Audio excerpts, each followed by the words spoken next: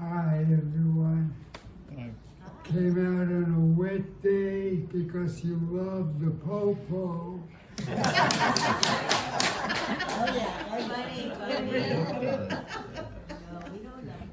yeah.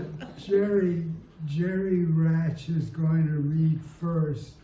We've got he's got his newest poetry book. He's a very prolific writer.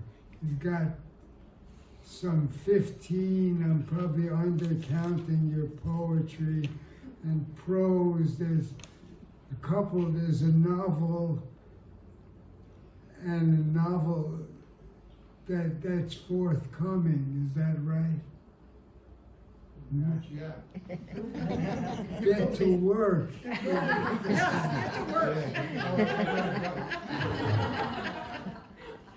We do have 2 of his poetry books. 3. A Few Guilty Pleasures, New Poems, and the newest book, When the Truth is Spoken. And you'll hear he writes with humor and emotional force.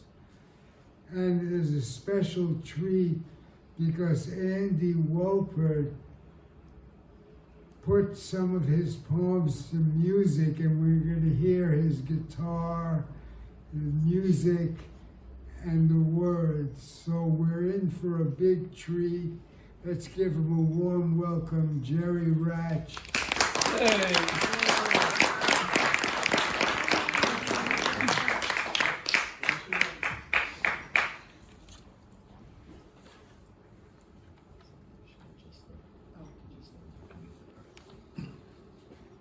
Can't see a thing without the glasses. Testing, testing, testes, testing. Wait, is it testes or testing? Testing, testes, testing. Can you hear me? Can you hear me now? Yes.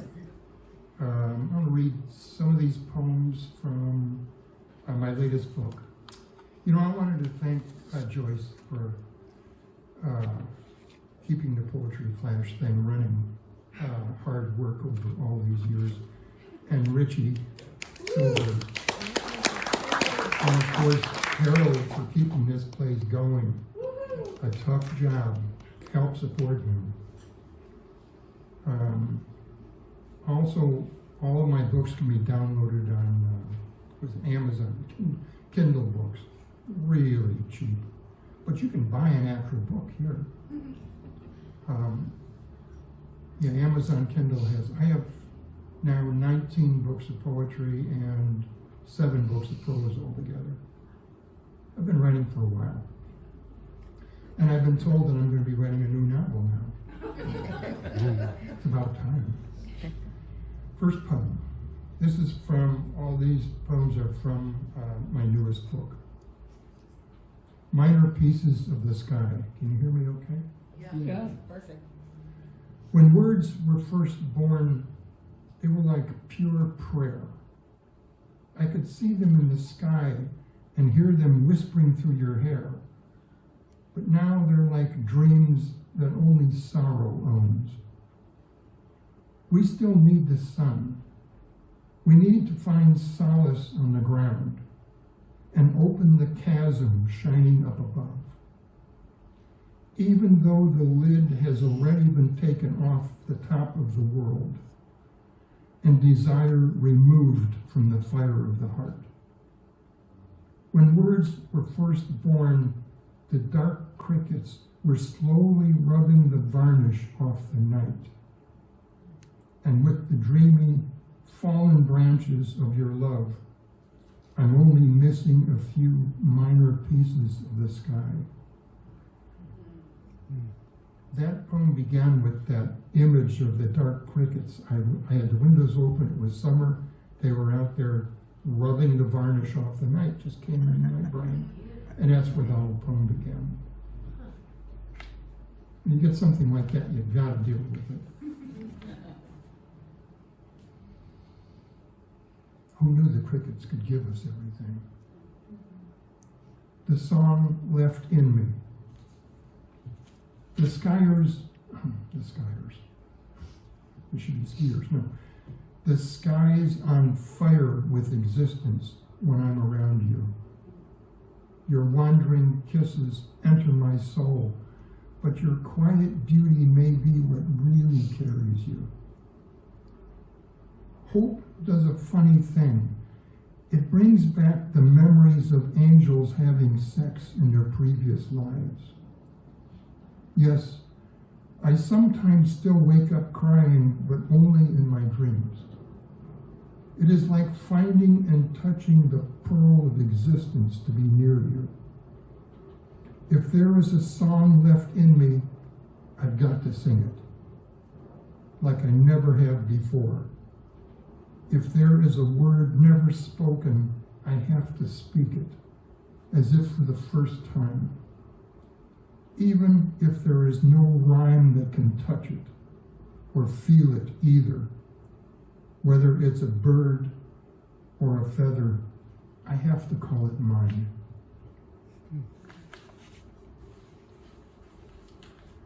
And this is called memory because I'm losing mine. We only know what it tells us, but that may be only half the story. If we lose our way in a crowd, forgetting who we are, who we were or wanted to be, then the rest of the story may be revealed. It could be that the best is yet to come. Or maybe memory is like a song that you make up as you go along. Maybe it only tells us half of what it secretly knows, and without it, every day is a new day.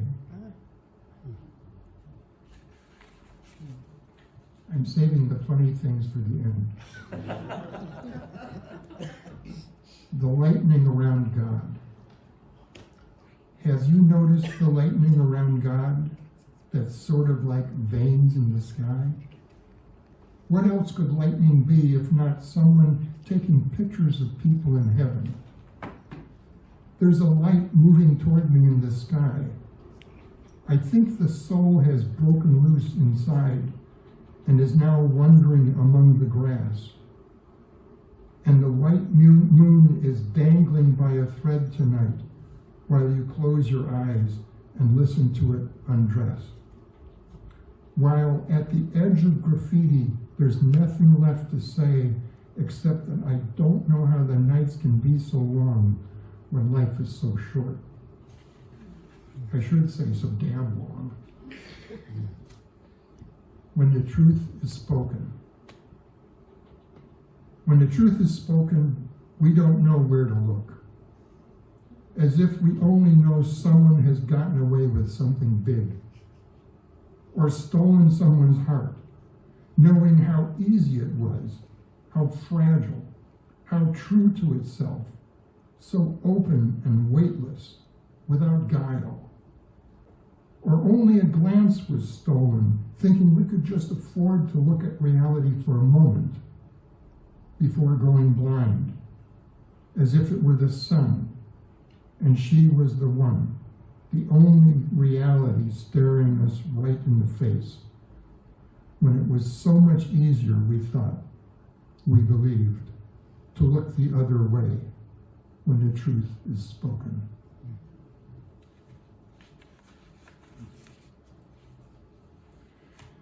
This is called the 6-second rule, and I wrote it by observing some people in a cafe or restaurant in New York. They were obviously from Europe somewhere. The 6-second rule. They come to the new world, but bring the old world with them. The 6-second rule.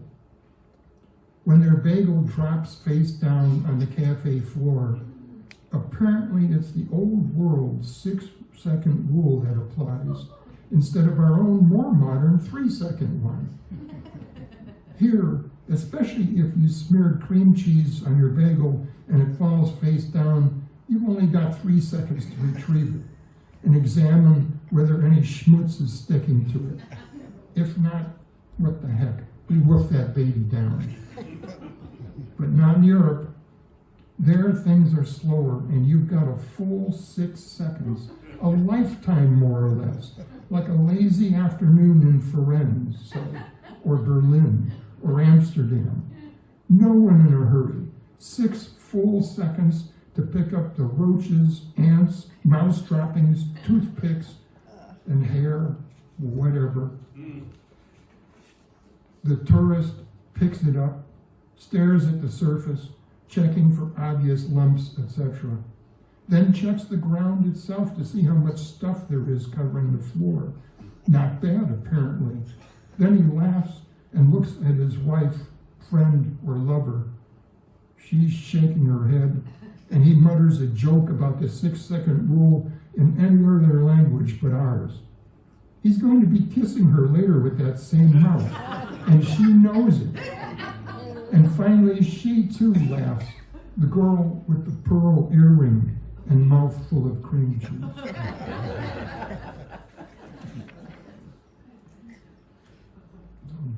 Butterfly. I thought I saw a butterfly heaving itself through the air like 2 semi-detached leaves, while the sun slipped its yellow hands through this girl's dress. She was so thin, the wind came right through her without moving a leaf off her soul. As a light dusting of poetry fell out of heaven all over the world. And yes, I'm the man you might have seen leaning with his hands against the window, holding out the world. Then one night, I saw a twig put its tiny fingers on the moon, and I thought I felt my skeleton lean against my skin, but my nerves pulled me back in again, and I let the girl pass by like a butterfly.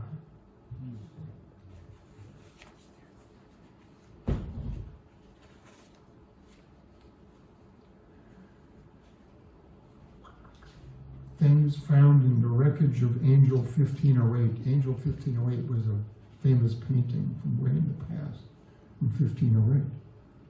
Things found in the wreckage of Angel 1508. A canister of unused laughter taken from the mouth of a baby not yet born. A splinter of wood from a cross, perfectly preserved in dark tea, taken from the belly of a dead Irishman. A milky vial of smog taken from the air of Los Angeles circa 1965. That was when it was really bad. A lock of hair from the head of a prophet sealed in amber like a mosquito from the swamp of the La Brea tar pits. One of Vincent van Gogh's paintbrushes with the remains of cerulean blue still wet on its tip. Unanswered questions from interviews with God. An array of unborn weeds from the red spot of Jupiter. The twinkle of an eye taken from a soldier fallen on Normandy Beach, where my uncle was. Things that have yet to occur in a land far, far away. The fingers of someone who couldn't let go of the rubber bands wrapped around the newspapers of the future. Still undiscovered, why these things were found in the wreckage of an angel. Why this particular angel had fallen. Why that cerulean blue paint has never dried and instead remains open as though someone expects to go on painting to this day. Was it God's plans that were found in tatters all around the wreckage? Was this angel ever trusted to bear the unnatural weight of evidence? Were these the twisted scales of justice lying to one side as if thrown aside? And if so, who threw this one out of the heavens? And exactly how high did he climb before streaking across the dark side of eternity?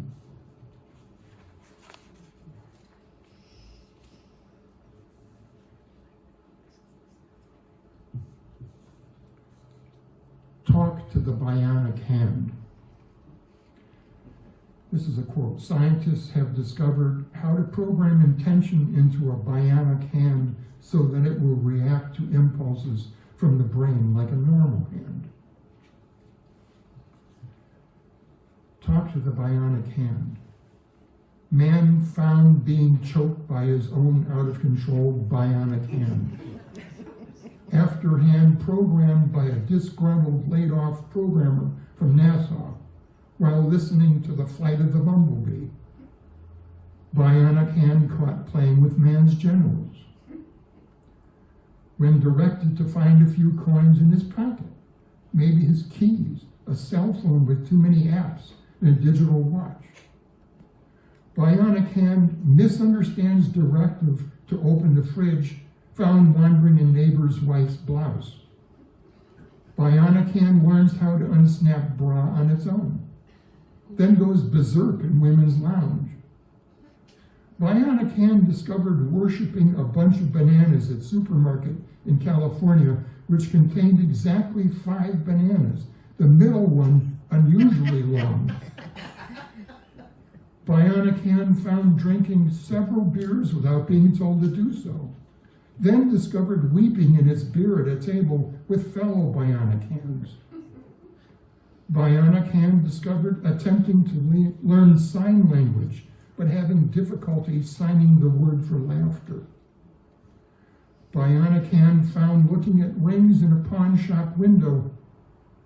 Bionic hand discovered pacing to and fro outside a maternity ward, lighting one cigarette after another mechanically without thinking about the consequences. Bionic hand discovered at the shop of an unlicensed palm reader. Bionic hand found logging into Match.com. Ends up on date with bionic foot. Then going back to enter a complaint on Mismatch.com. Reporters are waiting to hear more after being told to talk to the bionic hand.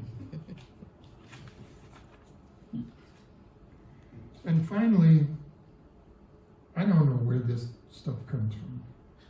A few words of advice for the new chef. Someone's got to tell you, yes, it's true, Ohio hates pesto. Kentucky hates hummus. West Virginia hates tofu. North Carolina really hates cottage cheese. Florida don't like licorice so much. And Georgia don't like tuna fish at all. Shellfish in Kansas? No. Rain in the sky? Wow, okay. I do need to wash my hair. Could you open up this?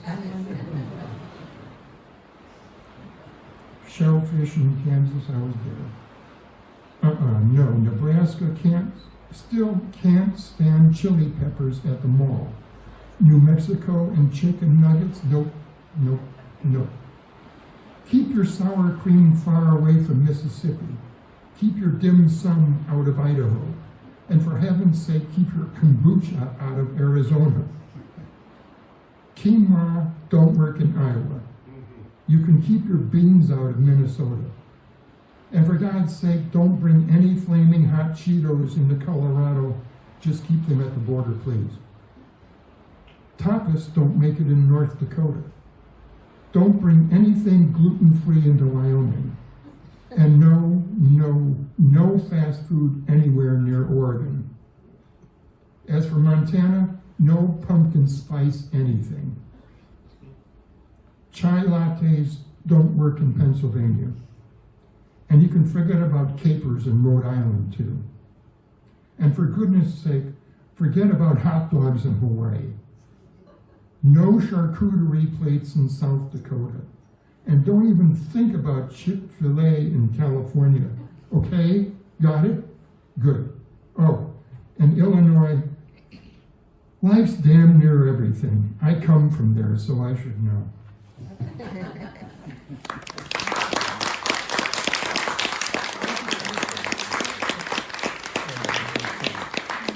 Terry?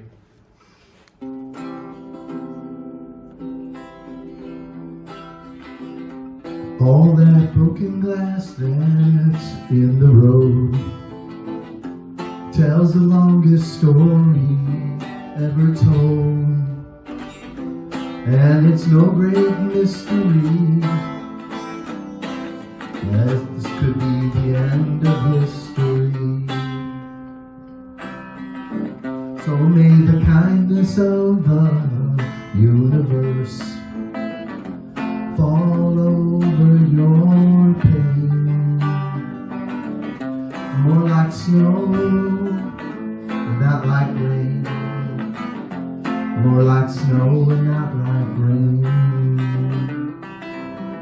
There's a man crying for no reason out here on the road, so I'm told. So what came first, the chicken or the road? I see no evil, but I know the score, yeah. I see no evil, but I know the score. All this broken glass that's in the road tells the longest story ever told. And it's no great mystery that this could be the end of history. The end of history, so I'm told. Which came first, the chicken or the road? Everybody, which came first, the chicken or the road? Swept up that broken glass out on the street, and in my heart I brought it all together. So when the breaker of that glass I meet, I can look them in the eye, and I'll forgive that mess they made. They're but for the grace of God go I. The end of history, so I'm told. Which came first, the chicken or the road? Oh yeah. Which came first, the chicken or the road? And may the kindness of the universe fall over your pain, but more like snow, not like rain. More like snow, not like rain.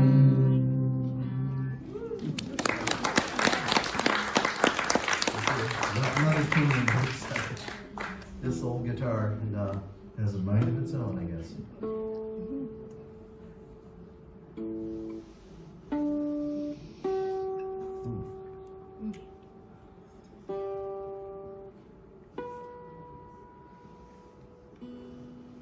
Maybe it's humidity or something. Okay. This next one is a love song, I think. But maybe another social commentary. You have to ask Jerry.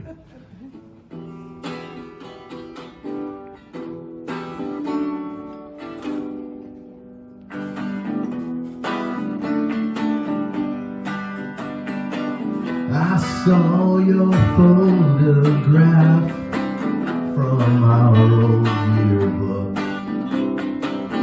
You had that certain thing, you had that look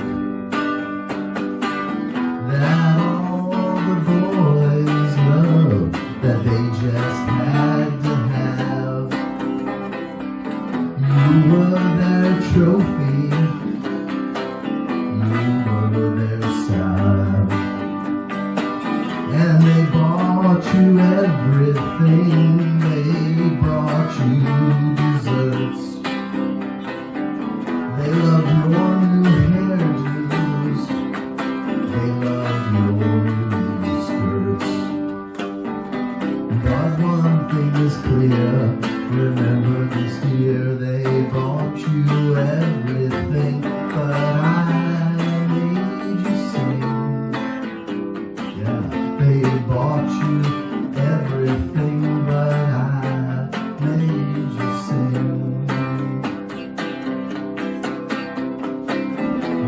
took you everywhere in their fast cars. You soothed their young nerves and made them aware. And they sat at your feet, they thought you know them love. You were so very sweet while you flew above. But one thing is clear, remember this dear, they bought you everything, but I made you sing. Oh, I made you sing. I made you sing.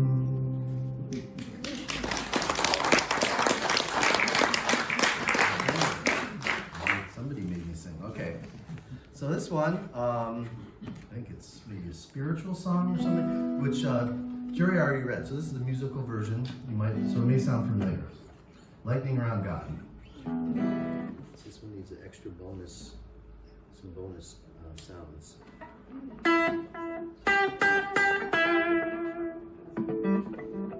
Okay.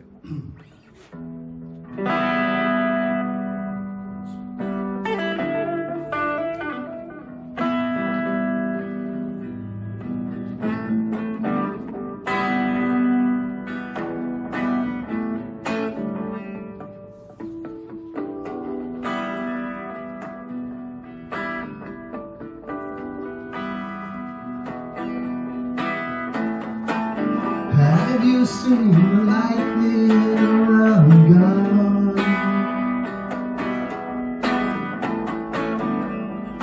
Sort of like veins in the sky.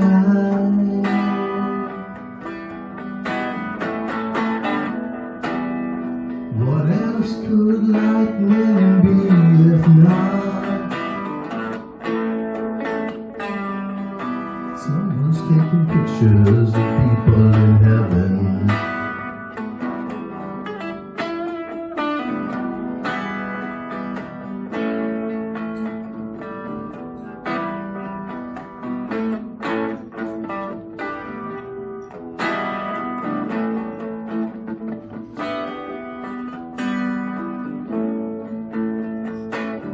There's a light moving towards me in the sky.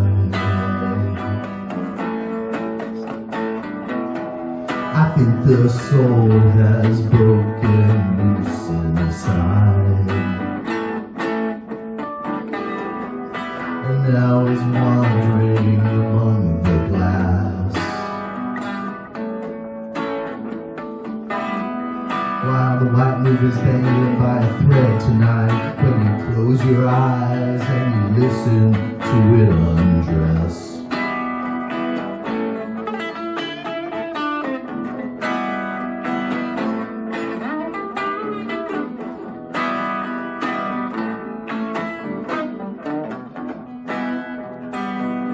While at the edge of graffiti, there's nothing left to say except that I don't know how the nights can be so long. I don't know how the nights can be so long. I don't know how the nights can be so long.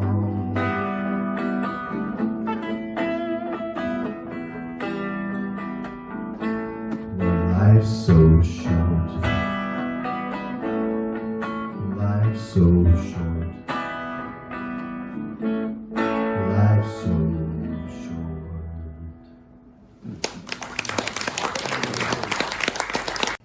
I brought my mandolin.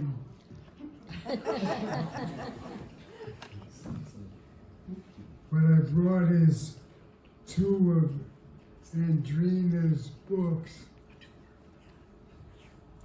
This one is flash fiction, plumes and other flights of fancy, and this goes everywhere.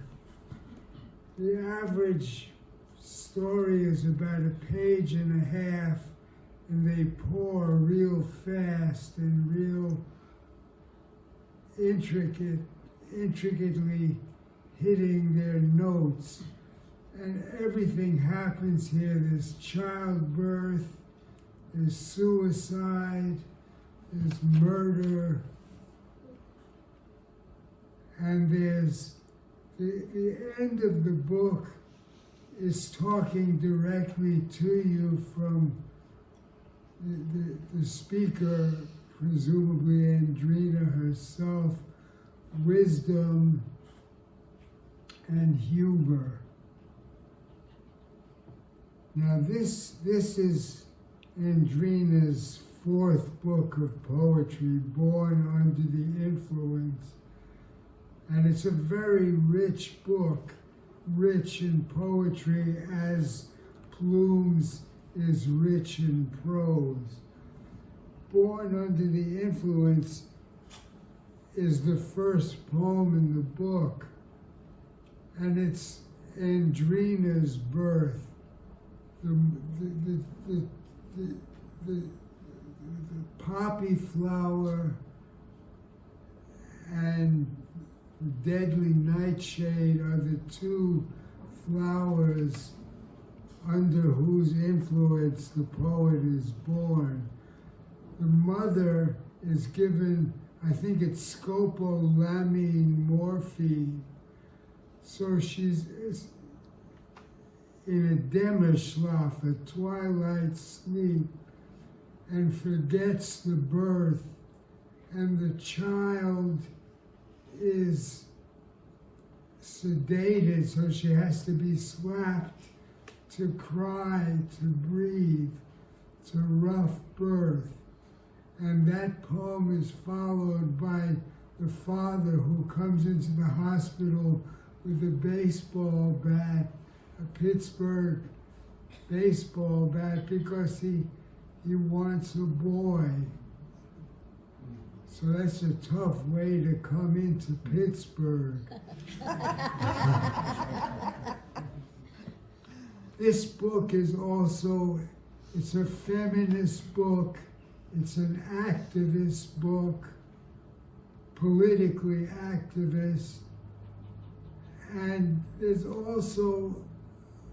there are a lot of different poetry forms, and there are poems in the pure joy of life. So let's give her a warm welcome. The cover of this book has some art that was designed to specifically relate to the first poem and the title of the book. These flowers are hanging from stems, but one of them is an umbilical cord. And she won an American Arts Award for that. She's a Trump lawyer, botanical artist, and she won an award for surrealism in nature. The book opens with these words from Adrienne Rich, because it's what I think I do with this collection. The words are maps. I came to see the damage that was done and the treasures that prevail. And I'll read those first two poems that Richard just mentioned. The influences in this book are many. They range from pop culture to, for example, in this one, the control of women's reproduction by the medical community, and now, it's not in this poem, but now by the legal community. Born Under the Influence, a Dharmashlaf Pantoum, and it's the epigraph is from Dorian Locke's Mother's Day. I passed through the narrow hills of my mother's hips one cold morning. No one knows where she has been. I was born under the influence of two flowers, the opium poppy and deadly nightshade, head tunneling past my mother's fleshy leaves, her wrists and ankles strapped inside a labor crib. Through the opium poppy and deadly nightshade, I was pulled from the womb in her twilight sleep, her wrists and ankles strapped inside a labor crib, pulled with forceps in delirium, struggling to breathe. I was pulled from the womb in her twilight sleep, her Dommerschlaf amnesia blocking pain, pulled with forceps in delirium, struggling to breathe. Her memory erased of me, frenzied and afraid. In her Dommerschlaf amnesia blocking the pain, my head tunneling past her fleshy leaves. Her memory erased of me, frenzied and afraid. I was born under the influence of two flowers. That practice went well into the 1960s. Even though it started in Germany, it was popular here for that long. This is the other poem that Richard mentioned, and the influence here is preference for boys. And you probably have heard over and over again, like jokes, is that guy walks into a bar. And so this is a guy walks into the maternity ward, but this is no joke. Another birth story. And the father shows up at the maternity ward at St. John's Hospital on Pittsburgh's north side, swinging a bat with a pirate's insignia, a mini slugger for his son. The nurse stands at the mother's bed, cuddling the baby swaddled in pink, their longed-for firstborn, but a girl. The father refuses to believe this child is no boy, convinced only by a glance at a birth certificate and peek under the diaper. The mother, dispirited, doesn't see the girl again until months later, nested on the lap between flowers of the grandmother's apron, lullabied by an old woman who speaks no English. They never speak of the lost autumn and winter, the drug-induced birth that delivered the mother cloistered and muted by the luckless baby blues. Never speak again of the lost boy or the girl left to navigate life off track, back-crawling away from a future they dreamed that could never be hers.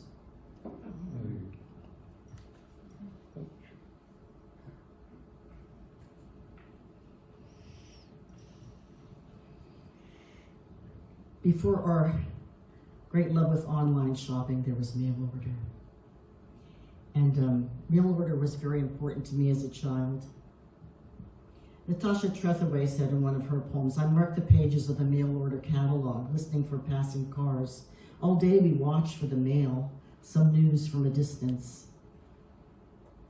Those days unfolded slowly inside the deadening cold of another East Coast freeze, rolled towels stiffened by frost, stuck in weathered door jambs, rods of icicle ripples dripping from windowsills, comfort found huddling at an old space heater. Then those drawn-out summers, sticky with sweat, bare feet stung by pavement, racing inside to box fans for a wash of syncopated cool, waiting for something bigger to arrive by mail order. It's free items, and all the things quarters taped with address onto file cards could bring from back page ads of Screen Book, True Story, Look, Life. The stamp collection of state flags and foreign lands all traveled into the mailbox. Stars fell in with photos of Bogart and Bacall. Hope rose on Zoltair's fortune cards. Possibility appeared in drawing challenges of Appaloosa, Arctic Puffin, Great Dane. And then the poems. Those poems. Lawrence Ferlinghetti sailed in with a Coney Island of the mind. Allen Ginsberg begged, America, why are your libraries full of tears? Dylan Thomas pleaded, do not go gently into that good night. Sylvia Plath, taking a deep breath and listening to the old brave the heart sang out, I am, I am, I am. All of them stuffed inside a bowed box, streaked by rust, slightly unhinged, coffer askew, lids squeaking open and closed, announcing deliveries. Sometimes donning a cap of frozen snow, other times lips parched by sun, but always, always waiting to be filled. And you know, many years ago, Joyce may not remember this, but she introduced me to Lawrence Ferlinghetti at an art show he had. And I told him the story about how as a girl, I came across Coney Island in the Mind, and I was still young enough to go trick-or-treating, so then I was a beatnik. And he got a kick out of that story. He'll be missed. This one is has to do with the sex role stereotypes around play. Many years ago when I did my master's work in education, that was something that I worked on. And it has to do with the pink-blue dichotomy. And it's called Living Dolls.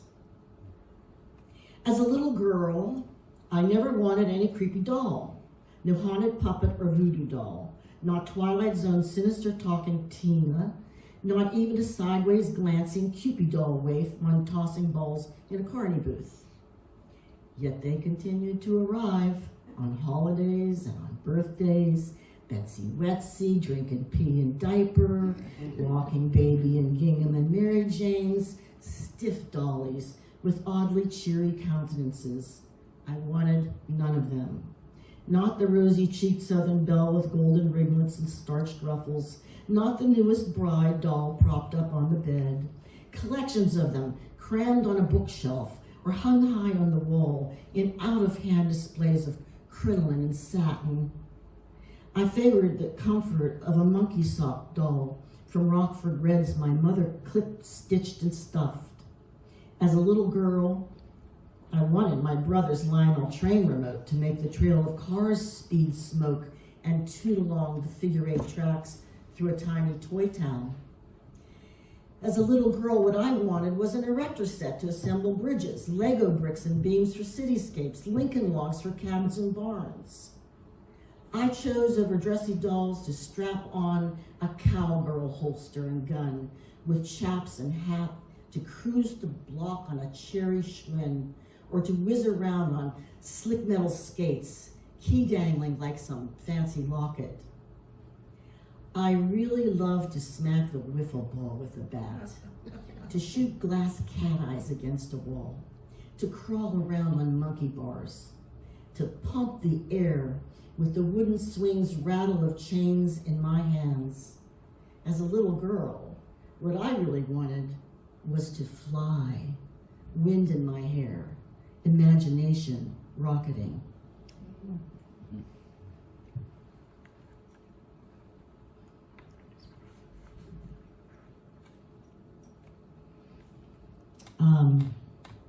I imagine many of you have seen the Barbie movie. Ruth Handler, who patterned Barbie in 1959 after the German tabloid cartoon Lily, an underdressed blonde bombshell working girl, said euphemistically, who became a hitchhiking dashboard bobblehead. Handler said she wanted a doll with breasts so girls could see their future. And before anybody wants to ask me, I did see the movie, and I did see Fat Barbie, and I did see Weird Barbie, and it didn't change my mind one bit about how I feel about having feminist tenets co-opted. I stick with Gloria Steinem, who long ago said Barbie was everything we didn't want to be, everything the feminist movement was trying to escape. What a doll. They keep hawking her. The busty Barbie with wasp waist and tiny feet. Original bachelor party gag gift in a lingerie peekaboo box. They keep pushing her inside the dream house, inside a body, the dream, for a future to travel bare and smooth, a passport of boobs and buttocks. They keep propping her up as rock star, reporter, pilot, engineer of washing machines, tech head computing code for drawing puppies, even Barbie the president, begowned and bejeweled. What a hustle!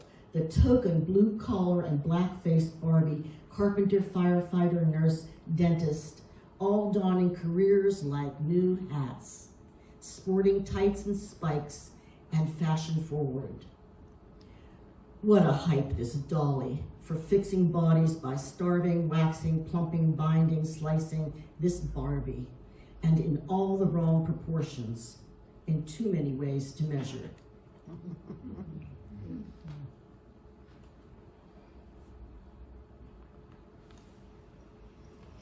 Some of you may know Nellie Bly. She was a 19th century first woman investigative reporter, and she feigned mental illness to get into the asylum in New York to reveal the kinds of conditions that women had to endure. So this one I would say is a persona poem. They call me Nellie Bly. I am cold. This madhouse air clings to my goosebump flesh. I am tired. They turned me mule, tethered me to a cart to pull. I am thirsty, even for their dirty water. I am hungry, even for their rancid meat, rotten fruit, moldy bread. I have wandered, tattered, sleepless, wild-eyed, babbling to get here, to get choked and beaten, to lie down upon a soiled bed, to prove my mettle, to tell what no man would have me tell, my pen at his eye should he try to lift my skirt behind a printing press. I am Elizabeth Jane Cochrane. They call me Nellie Bly, after the tune, Nellie Bly, Bly, bring the broom along, we'll sweep the kitchen clean, my dear, and have a little song. The broom, my pen, newsprint, my voice. I'm cold, I'm tired, I thirst and hunger for truth, the meat and the metal my song. Daughters of freedom, arise in your might, march to the watchwords, justice and right.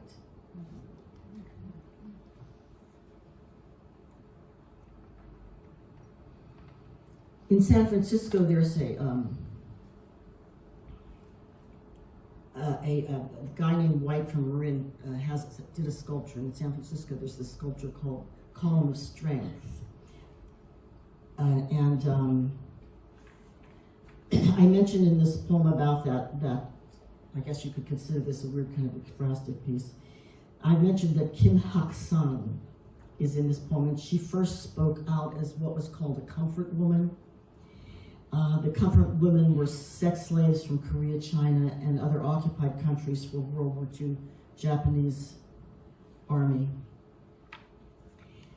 This is an invented form, and what I do is I follow some lines from a poem that Jenny Lim from San Francisco wrote.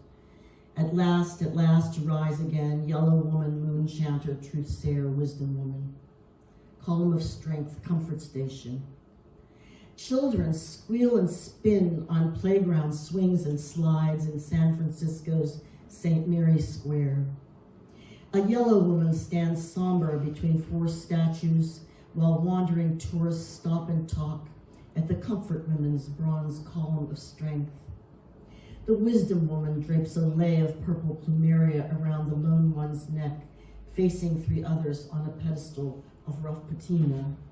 She slides a white rose bouquet between their feet in the garden of glass and steel, crows fluttering faceless figures, looming moon chanters lining the financial tower's ledge. Four bronze figures stand strong in a small square comfort station, surviving the long memory of labor camps of sexual servitude. No bullets or bombs, no sucky slapping tabletops, just the frame of the city around women who were like thousands of women taken, herded in streets, kidnapped from homes, purchased as indentured servants, dragged into cars by men in uniform, duped instead of enslaved in Imperial Army brothels. The old woman strokes the Chinese girl's braid, touches the Korean girl's school uniform, pats the Filipina's headscarf, as tourists continue to wander in and out, snap photographs, children still squealing, laughing and running in circles around Kim Hak-sun, the truth-sayer woman, at last to rise again, her eyes forever steadied and fixed on all of them.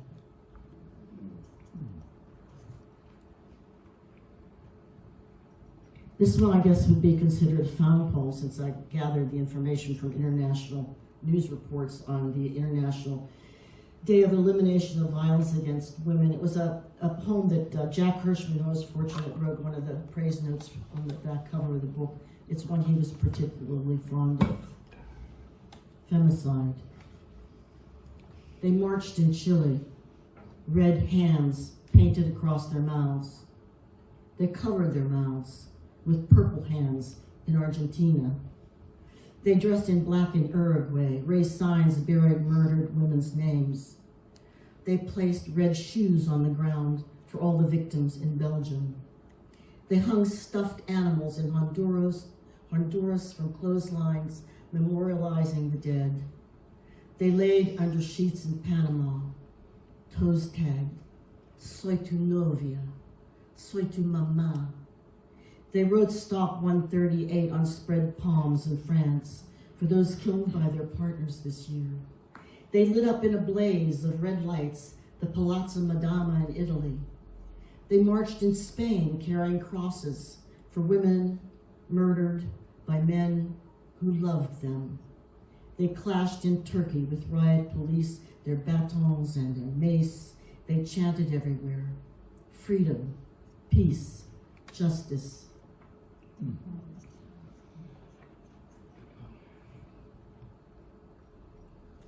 There are Me Too poems in this book. Some of them are me.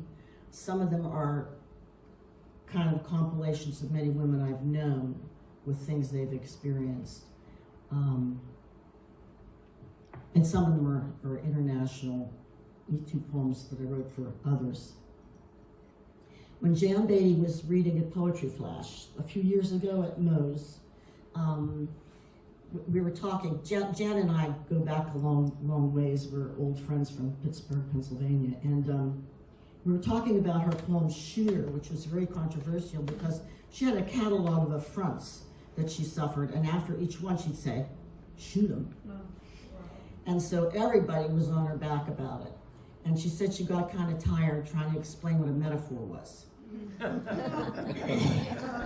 I told her, they should understand what a metaphor is, but they should also understand righteous indignation. So, I'm not pro-gun, I'm a poet, this is a metaphor. I've got my finger on the trigger too, in conversation with Jan Beatty's Shooter. I've got my finger on the trigger. I'm taking aim at the teen stalker who left unwrapped Trojans for my mother to find in my Sherpa pockets. Taking aim at the old boyfriend who dumped Guinness on my head in a bar in the middle of winter and stole my peacoat.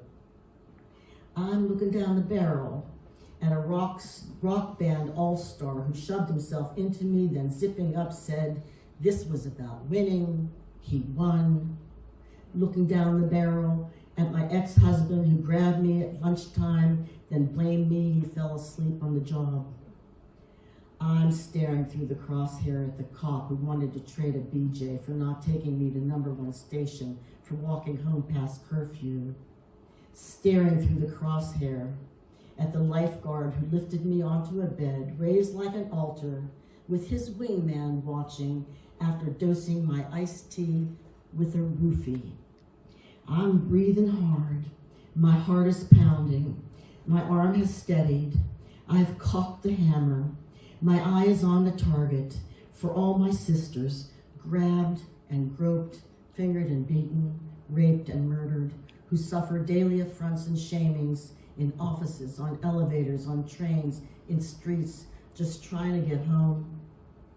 And I'm looking at you who've dared to say, as a woman tells the truth about her life, that she's overreacting or hysterical. I'm ready to press my finger to the metal. This is no mere metaphor. This is a life, rife with righteous indignation. This is a wound, bleeding and pulsing with pain.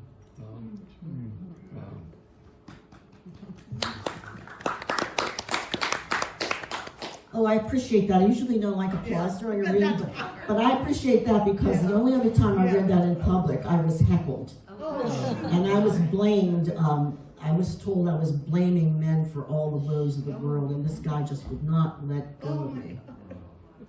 And book. It was at my book launch at Oh, that's so Claire of Sue's in San Francisco, Chinatown. So just so you know, I don't own a gun. I never have. There will never be one in my home. Bullets. Their brassy caps, glinting golden in the dark. Ammo tray tucked under a student's study desk. More bullets in a bandolier crisscrossing the chest. Bullets maneuvered across a screen in slugs of anger and angst, in bullet launchers, landmines of bullets, of the slain in a shooting game. Bullets, their powder-packed cartridges of panic and fear, hollow points shattering identities, blasts sounding in sleep, bullets of grief from a spray of hate. Bullets that silence at windows, on lawns, on street corners, in schoolrooms, supermarkets, factories, churches, all turned altars of flowers, candles, placards, and prayers, while bullets fill bank accounts of makers and regulators, dodging bullets whistling by, shells jingling in pockets like loose change to be spent in puddles of blood. Bullets, their full metal jackets dug from the corpse with legacy of wounds. Bullets that pierced flesh, shattered bone, riddled the heart, and all the wild in it, depositing dreams to urns and coffins buried in holes in dirt, screams smothered, breath sealed. Oh, I forgot to tell you, I see quite a few people in the audience that already have this book, but if you want to buy one for someone else or for yourself, I'm going to give $5 from every book as a donation to Poetry Flash for what they do for the poetry community. So if you buy a book, some of your money will be going to a good cause. My grandparents came here from Galicia, the Polish Ukraine, and I grew up in the culture. So I want to read this poem. It's a simple poem. It uses symbols of the Ukraine, like the trident, the flag, the sunflowers, the nightingale. And I just imagine myself a little girl there, even though I haven't been there. And it's called Dark Eyes, an elegy for Ukraine. And Dark Eyes comes from the name of the song Ochichornya. And that song is known as a Russian folktale, but it was actually originally a poem written by a Ukrainian poet. And I have an epigraph from Szymborska's Life While You Wait. Whatever I do will become forever what I have done. The girl's family gathers at the kitchen table. Her box of colored pencils and pad of paper that praise the beauty of nightingales in trees, packed away with a book of verse and trident charm wrapped inside a silky blue-yellow flag. Potatoes simmer on the stove to mash to stuff pierogi dough, but now they make Molotov cocktails, fill shell casings, bulk at air raid sirens and booms in a blood-red sky, bleeding down on stuffed satchels made ready to cross some border, any border. The girl's Baba, just outside the window, braves a soldier, hands him a fistful of sunflower seeds, implores him to put down his gun to plant them. While others deliver curses and spells, she sings, Ochichornya, the street thickening with fog of ghosts who have come, who are about to come. And this is a short piece for the immigrants we're more familiar with. It's called Unholy Triptych for New Immigrants. And at the end of each of the 3 stanzas is something from Emma Lazarus's New Colossus that's on the Statue of Liberty. Madres. Women forced to spread their legs and open their mouths to coyotes in deserts or inside shipping containers or hooked to Mack trucks.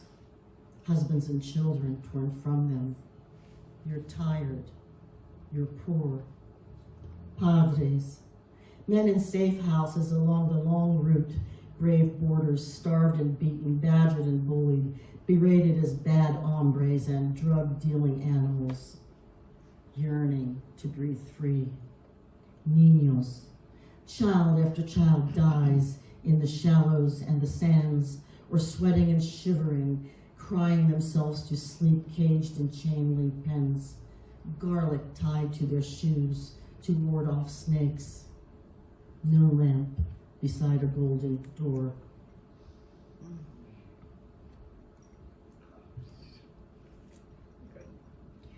So I'll be ending with two shorter pieces.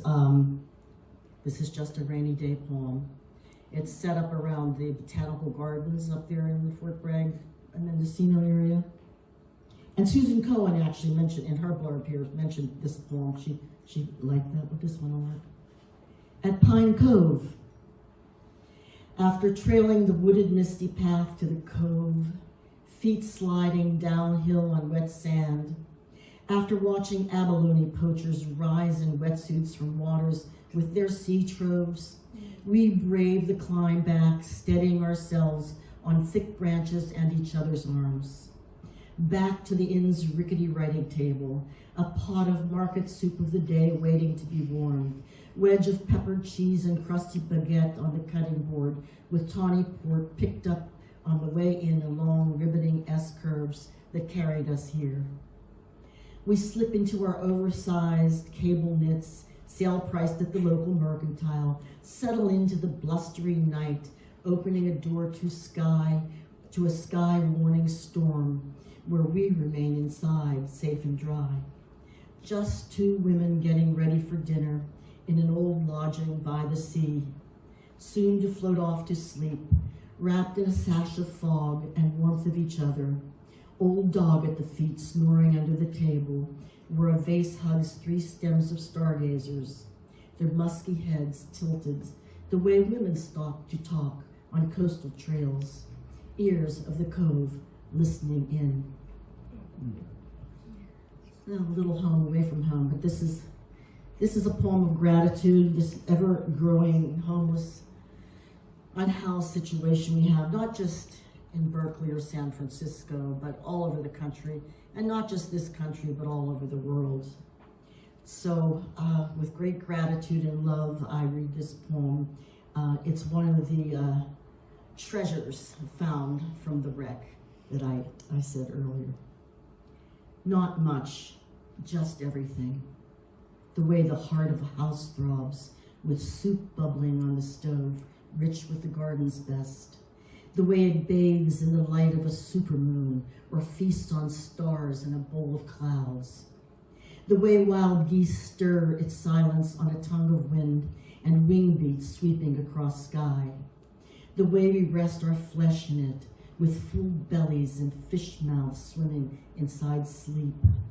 The way dreamy reveries drift in and out on currents and waves of first light, singing the day's blessings the way the finch and dove do above dissipating low-flung fog in a sun-kissed morning, fragrant with dewy sage and mint.